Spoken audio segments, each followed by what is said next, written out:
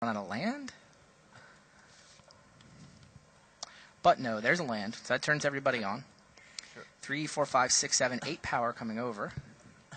Cornber's at 10. He's got the Purge. Okay, he sees Path on top of his deck. So the guides failed to hit a land, but he does know that a Path is coming next turn, which is interesting information. Clearly you Purge Geopede here, right? Yes. Purge Geopede takes 6. And then next turn you can go land Baneslayer with Path up.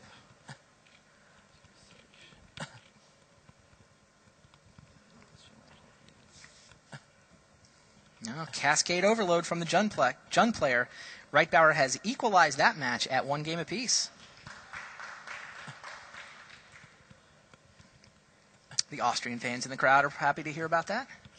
We'll definitely get them on camera before they're done.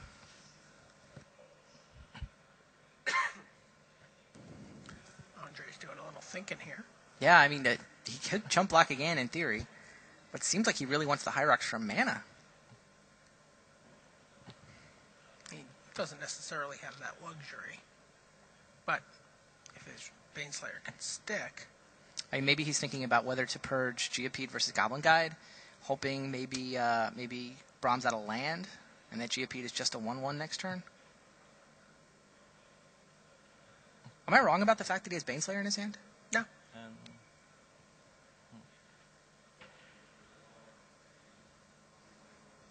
See Pro Tour photographer Craig Gibson getting a couple shots. All those awesome pictures you see in the coverage. That's Craig. Yeah, land, Baneslayer, Celestial Purge, Ranger Vios. That's what Cornber's got to work with. And we all know, everybody knows he's got a Path on top of his deck, because the Goblin Guide showed us. Alright, Purge Geopede. And take 6. Alright, Cornber's going to go to 4. And he's basically hoping his... Yeah, he's going to play Baneslayer and hope it survives. I think removal spell is fatal, though, right? Oh, land removal spell is fatal. He gets to...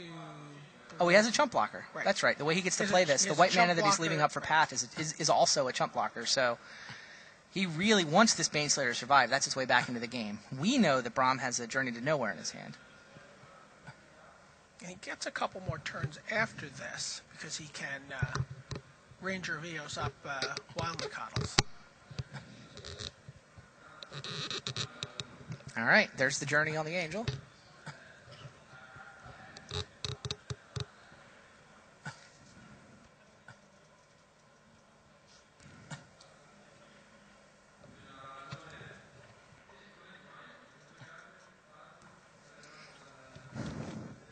And there's the land for the Step Links. We see that there's a Celestial Purge on top of his deck. Alright, yeah, he's got no choices. He has to chump block, and he has to Path. To the surprise of exactly no one. And you Path one of the Goblin Guides, because you know they're 2 power. And Bram's got to run out of land eventually. Coinbra's set up to take 2 and fall to 2. So, any bolt, any lightning burst. Yeah, he's all tapped out, so Bolt's lethal right here.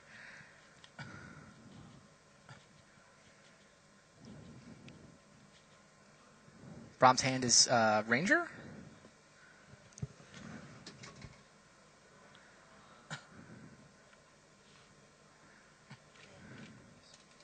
Alright, so Hierarch dies. Celestial Purge is drawn, which is an answer to the last Goblin Guide. And there's the Ranger.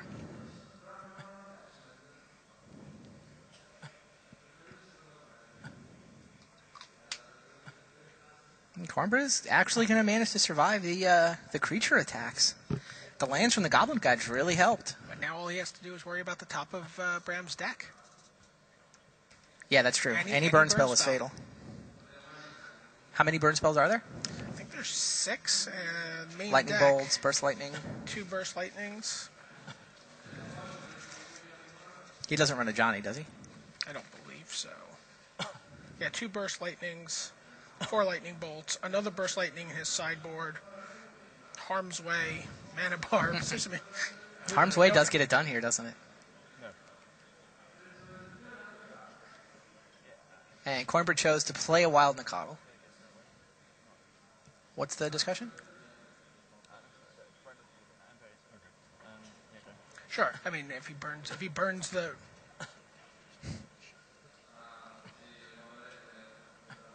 All right, Bram draws Core Skyfisher. Not terribly relevant to this. No, it's extremely relevant. It's the flying attacker to get through for the last two. I meant for this turn. Right, but I mean, it's threatening to win next turn. We know Coimbra has a Celestial Purge in his hand, but he played his path. Yeah, I think Bram's trying to see, can I accomplish anything with this? He's got a Teetering Peaks that he can pick up. But he's also got a fetch land he can play. So, Step Links. Yeah, he plays the fetch land. That Step Links, this is actually a good attack for Bram, right? Step Links is going to force the Ranger to jump block. Right, I think Coimbra will put the... Oh, and the Nicodle is only a 2-2. Only a 2-2. Land does get a land off the top. Coimbra is forced to block, but because of the fetch land, Step Links is going to survive this combat. So Snapfingers falls to 18 thanks to the fetch land.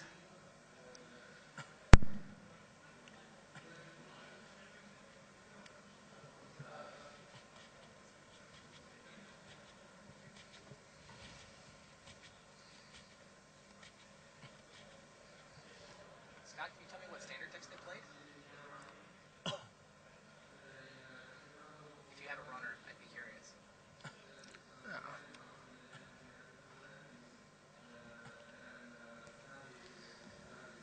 So Wild Nicodle trades.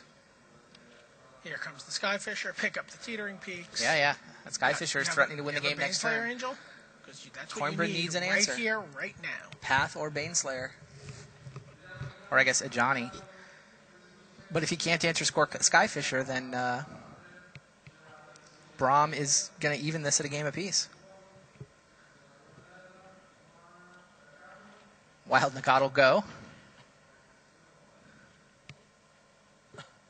Haven't seen Coimbra's hand. Braum draws Path to Exile.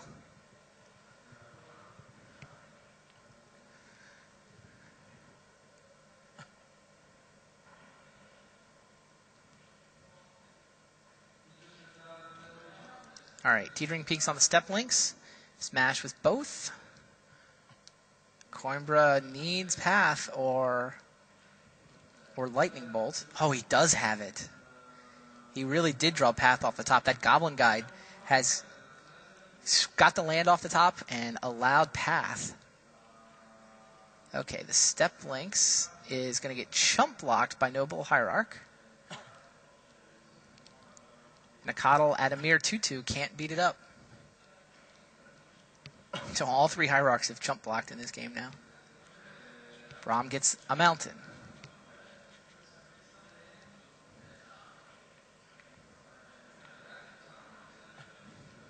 He's racing against a Johnny Vengeant. Yep. And Baneslayer Angel for Andre. Andre draws Thoktar. Does he attack? He does. Gets in there for 2. Plays a Thoktar. Bram has a Path in his hands. If he draws land, he actually wins right here. Once again, the world is turned on its ear. Land is the good card, apparently. Geopede really needs a land.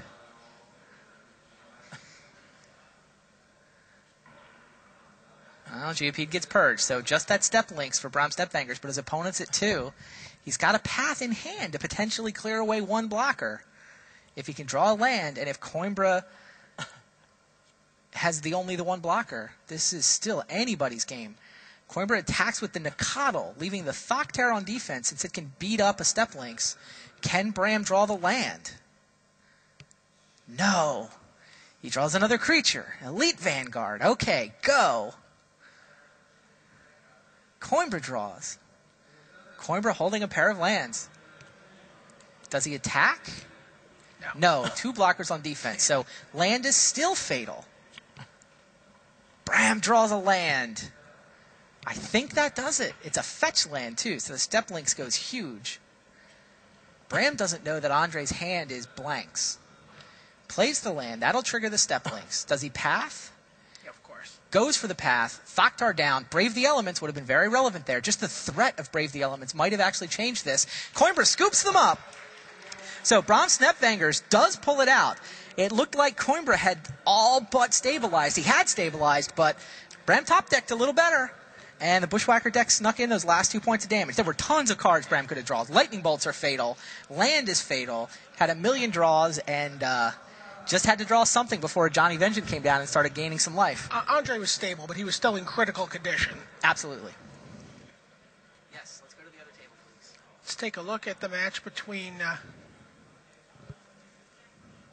Terry So and Reitbauer right now.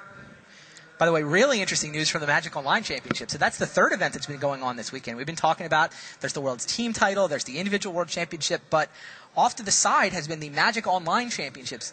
That series has gone on Magic Online all year.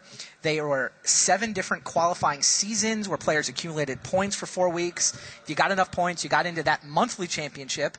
Win the monthly championship, and you get to come to Rome. So $4,000 minimum prize for all 8 players who qualified, and total prize purse of $50,000. Right. So 7 monthly championships plus the Magic Online Player of the Year, Yaga 3, who turned out to be Shota Yasaoka.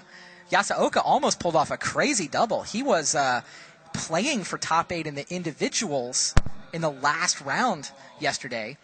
Lost that match, but he still had the mocks to play. So Shota Yasaoka made it to the finals. Anssi Mulamaki from Finland, somebody from last year's world champ, Antti Malin, is in his playtest circle. So they were squaring off in the championship match. And let's see what's going on here. Cascaded into Colossal Might. So Bloodbraid Elf from Terry So cascades into Colossal Might. Who got large? The Thoktar? So that is a ginormous Willy Thoktar. I believe ginormous is the correct technical term here. 9/6 trample. It is ginormous. Putrid Leech can't do anything about that. I think Reitbauer would have been totally content to trade Putrid Leech for Thoktar, but does not get the chance. All right, this is game 3. Reitbauer and So have split the first 2 games.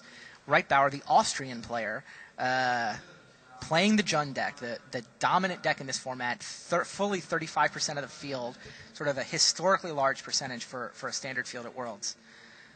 But everybody knew about it, and so everybody who's still playing feels like, I know how I'm going to use my deck to beat Jund. Terry So thinks he's got enough aggression to do it. Thinks he's got enough aggression plus card advantage. He's got Lotus Cobra, Willy Thoktar, Bloodbraid Elf. There's a Hierarch amongst his 4 as his 4th land down there. That was actually at 10. Pardon? The Willy Thoktar was yeah, at 10. the Hierarch. Thanks. It's the Hierarch more. So that was fully 10 damage. Right there, half his life total. Bang, gone. Do you like Terry's decision not to attack with Bloodbraid Elf? Yeah, he doesn't want to just get it killed. I mean, he could go with Cobra and Bloodbraid. Bloodbraid gets beaten, but he gets in 4 more damage. He gets in... Well, I mean, the Future Leech would pay 2 life to eat the Bloodbraid. Right. And so you get the Cobra and the other 2. You lose 1 point from the benefit from the bonus on the... Oh, that's true. You do lose Lotus Cobra.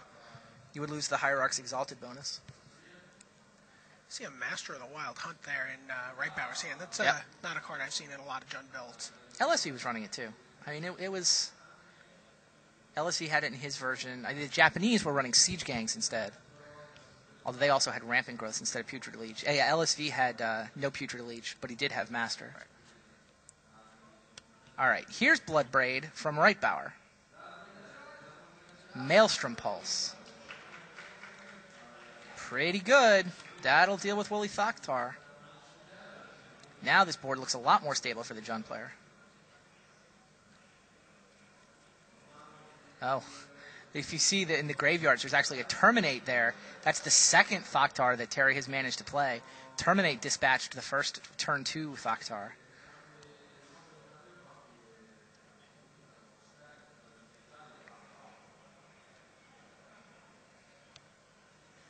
Yeah, Reitbauer feels like he's favored in the mid-game.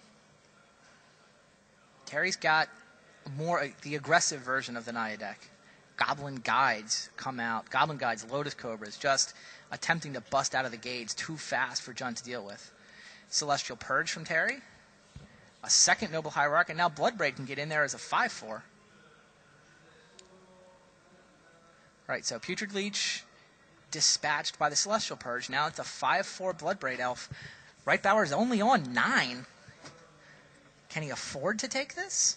Probably has to, right? And he does. Now what?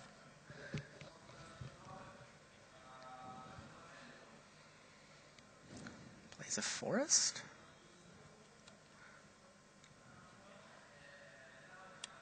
And there's Master of the Wild Hunt.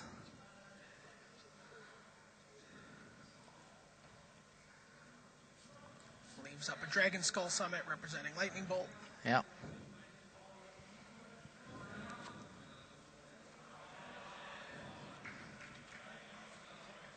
Yeah, Reitbauer's hand, in fact, is Garrick plus land. Terry puts his hand down, puts his hands over his mouth.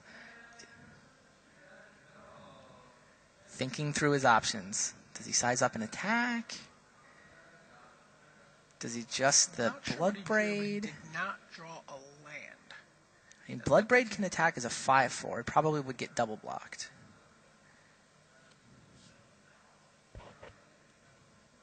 Oh, there's Celestial Purge. So he dispatches the enemy Bloodbraid and attacks with his own. Interesting. I might have attacked first, hoping for a double block.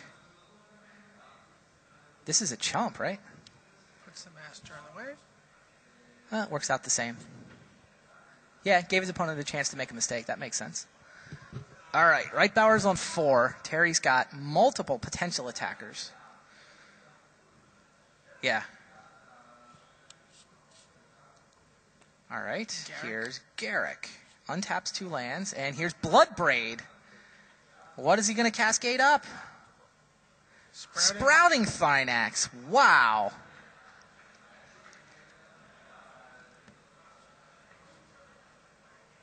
Wow, all of a sudden. Yeah, Reitbauer. If Reitbauer can get to the mid-game, I mean, Terry needs to kill him now. Really wants to win on aggression out of the gates. What does he have? Can he add to his board? Yes, it's another Bloodbraid. Ruin Blaster comes up. That's ball game. That is lethal. 2 blockers, but 2 different hasty attackers from Terry So. Bloodbraid spins up a Ruin Blaster, and Terry's smiling about it. 4 points on accounted for. 4 points out of nowhere. Reitbauer, wow, that was a great game. So Terry So leads 2 games to 1. Only needs to win 1 more game to get through to the finals.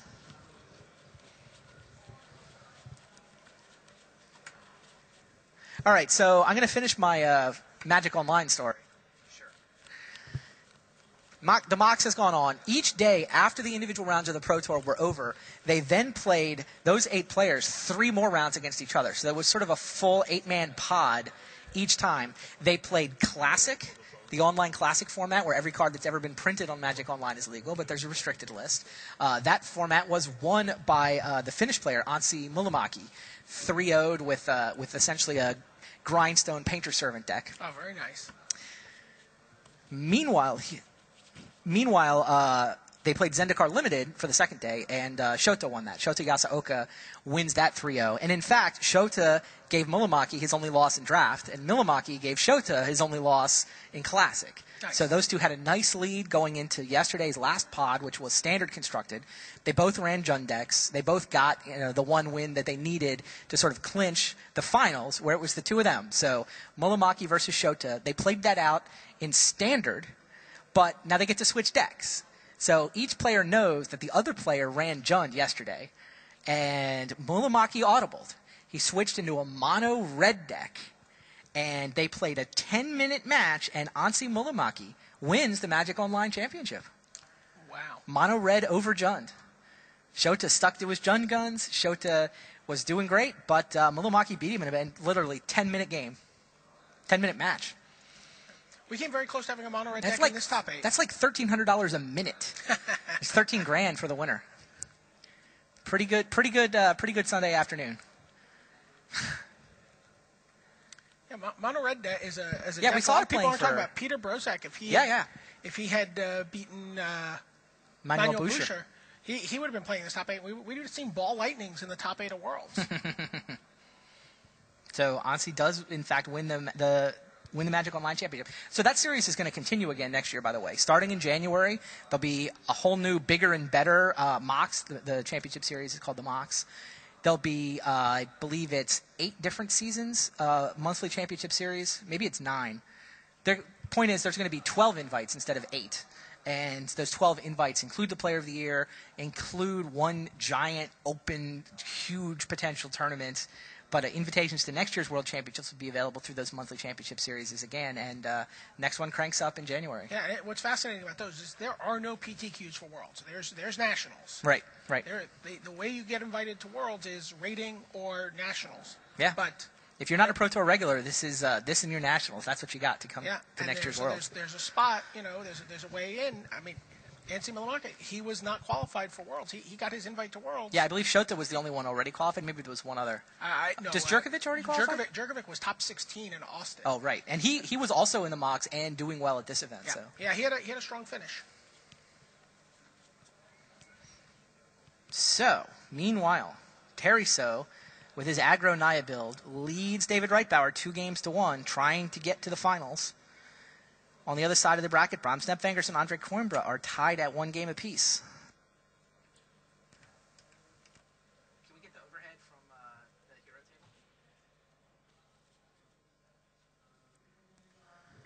table? All right, I want to keep watching Terry and David, but while they're shuffling, we'll see if we can switch to the overhead camera on the Coimbra Snepfangers match. There you go. Step links from Snepfangers. Coimbra goes to lightning bolt it. So Bram probably won't crack his fetch land. Yep. And fetch land for Coimbra. Passes the turn. Oh, another fetch land. Go. Tap land. Oh, Oran Reef, sure. That'll be the first green mana for Coimbra. Looks like he's got a Thaktar in hand that hasn't had the chance to come out yet. Passes with no play. Yeah, not a great draw for Bram.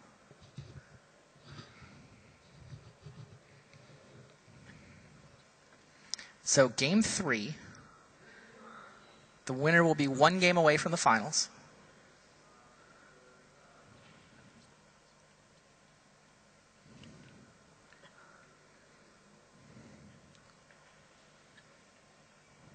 Coimbra fetching before his turn, trying to thin a little bit.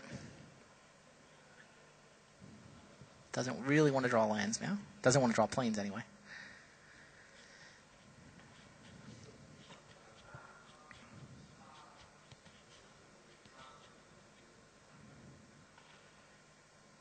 Untaps Oran Reef.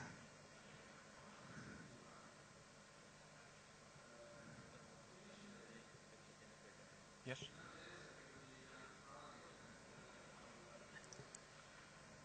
Looks like a Blood Braid Elf. Interesting. Off the top 4. Yeah, it does. He also has a Ranger of Eos. Yeah, a lot of options here. He also, I'm pretty sure, has a Thaktar. Elects for Ranger. Prefers to play the one who's not green when he's obliged to tap Oran Reef. Is that what's going on?